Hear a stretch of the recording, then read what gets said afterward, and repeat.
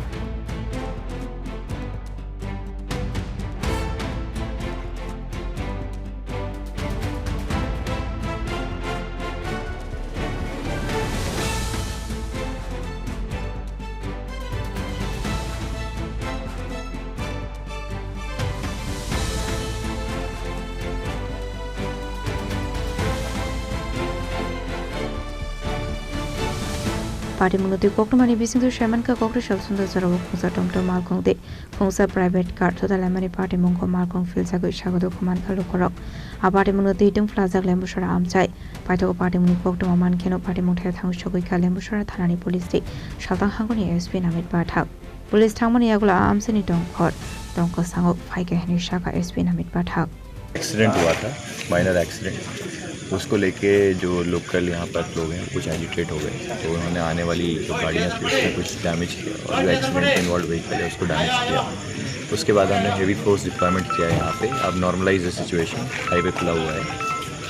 And everything is normal और हमारा force रहेगा। इंसिडेंट में जो है अभी एक्सीडेंट में एक व्यक्ति घायल है बट बहुत सीरियस नहीं है वो और जीबी में ट्रीटमेंट ले रहे हैं। व्हीकल्स डैमेज हैं।